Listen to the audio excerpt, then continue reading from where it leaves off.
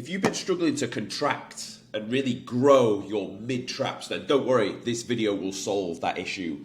Now, you may be thinking that's a bold statement. Why should you listen to me? Well, my name is Tom Sergey. I run the Gorilla Platoon, which is a physique transformation coaching group. And in that, we grow fucking silverbacks, obviously, for our boys. I've managed to grow some pretty meaty mid to lower traps myself. And then we've also managed to help do so for the boys. Appreciate, though, these are lat spread photos, so they don't truly give the true context of the mid to lower trap, but you get the point. So this is why you should listen to me and how I'm going to help you. So my promise to you, if you give this video your full attention, you'll understand where the muscles are, how they work, what the function would be, the three things you need to think about when you're going to decide which exercise are we going to use, and then obviously the exercises themselves and the mistakes that people do when they do those exercises. By the end of this video, you will understand how to grow some traps off the back of that plan. So let's roll straight into it. So let's first look at a quick bit of anatomy. The origin is basically where the muscle starts, and as we can see, this is where we've got the trap set at. So it starts here and here, okay? And then they insert onto the spine of the scapula. If you've looked at a scapula before, it might actually look better on this. They basically insert in and around here. So obviously, you know what your scapula is. The spine of the scapula is the inside portion of that scapula. So, I mean, this is obviously a lat spread photo again. So it sits basically in and around these points here. The spine of the scapula. Now, the function is to stabilize and move the scapula. Now, why else could this be important? If we develop this muscle, what else are you going to be able to do? Well, what do you need to stabilize when you're doing any form of pressing movement for your pecs? Your scapula. If you can stabilize your scapula, you're going to have a better chance of loading and performing that exercise to a higher standard. So weirdly enough, if your goal is to get a big chest, it would serve you very well to have a strong mid and also into that lower portion of the trap. So think about that. If the function is to move the scapula, then just remember that point when we go into exercise and think with that in mind. So what do we need to think about when we're training our mid to lower traps? Well, let's think about this now. It's a big muscle, isn't it? Like if you look at the traps, the whole muscle is literally like that. So from here down, all the way down to there. Rough drawing. Okay, so it's a big muscle. What do big muscles need? They need load. Like, there's loads of fancy exercises on the internet of people doing, like, weird shit and, like, weird daft stuff. And it will work. It will probably shorten and lengthen the muscle. But is it loadable? It's a big fucking muscle. So you need to load it. Like, you can't just get away with doing leg extensions for quads. You need to do something that loads it in that lengthened position. So it needs to be loadable. So think about that. When I say loadable, I mean you need to be able to lift a heavy weight on it. If we need to lift a heavy weight on it, the exercise ideally needs to be stable, because if it's stable, then it can be loaded. If it's not that stable, it's hard because you have to stabilize it as well.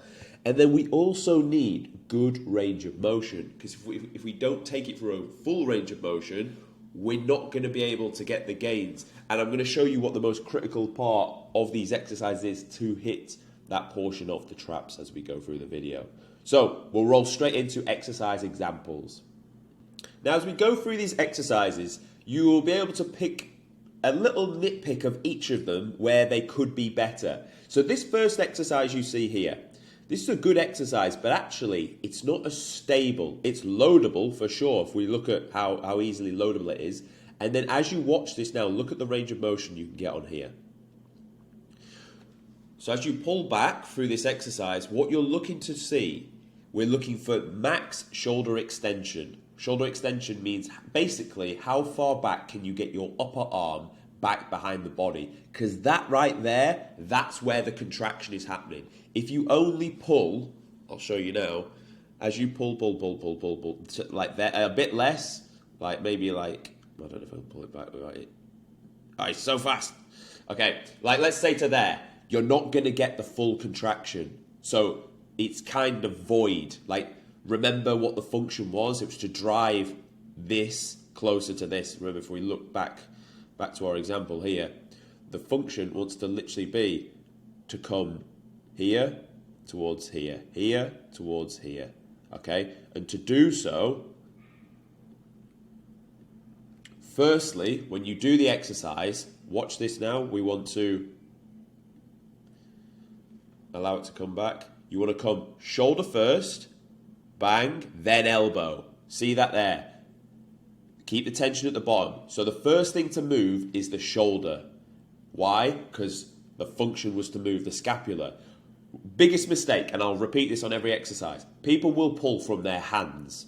If you pull from your hands, the first thing to flex will be the elbow, and then ultimately the bicep will take a lot of the brunt of the load. And that's why a lot of you may do this exercise and think, I feel it a lot in my arms. That's why, because you've got it the wrong way round. You're pulling from the wrong direction. But it makes sense because you think, well, there's the handle, pull the handle. But no.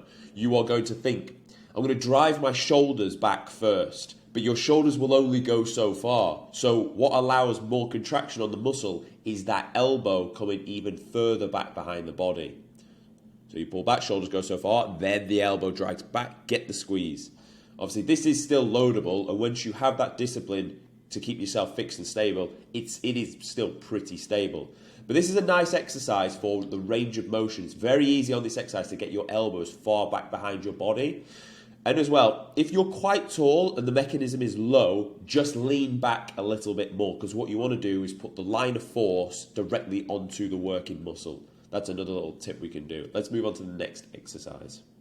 Okay, so the next exercise we're going to go for is a chest-supported dumbbell row. Now with this, it's very stable.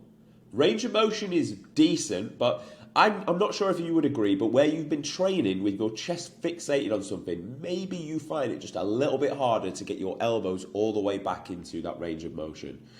But it's also, with the dumbbells, it's good, but maybe not as loadable. Same principle, though, needs to apply. Feel the tension, shoulders, elbows, get the squeeze. Slowly release down, pause, shoulders, elbows, get the squeeze. Keep saying that in your head. First thing that needs to move needs to be the shoulders, then the elbows. The top bit here is where it's the hardest, obviously, because the distance from the dumbbells to the ground with gravity playing its place. You're also your weakest in this position here. So it's a tough exercise, and that's why it's a tough muscle group to train, because pretty much on all of these exercises you see, it is hardest in the shortened position of the muscle, i.e. when the muscle's contracted, and that is also where you are weakest. So actually, it's always a tough exercise.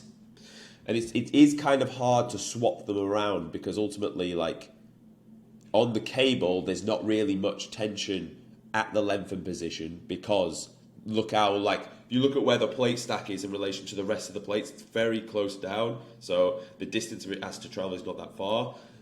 With this, maybe it's a little bit further, but there's just not that. There is tension in the lengthened position, of course there is, otherwise your whole upper body would just fold in on itself.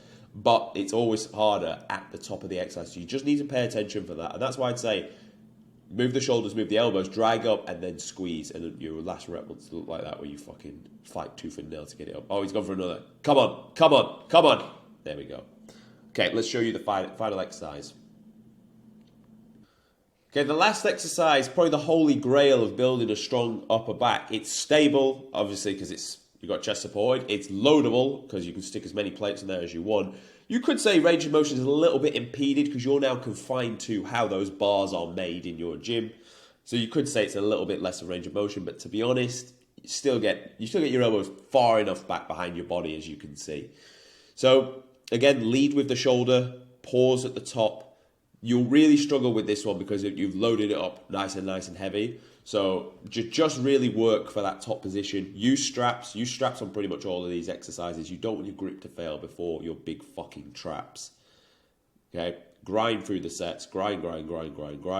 Get the squeeze. And you'll notice there actually my form was breaking down a bit towards the end. Chest was coming off a little bit. Realistically, if you wanted to critique that set, you could say keep your chest on. On the flip side, was I working to true failure? Yes, because form broke down. And once your form properly breaks down, just cut the set there, because ultimately you'll just be leaning back and swinging forward, and you're not going to be getting the juice that you needed to out of the exercise. So with those exercise examples, let's remember they want to be loadable, stable, and good range of motion. If I was to program those exercises, I would pretty much do all three. Or in fact, I would choose between the dumbbell or the two chest supported ones. I'd choose between the two of those. I'd have both of those set across 2 different days in the week, and I'd also have the rowing exercise in there as well twice a week. If this is a weaker area, of course.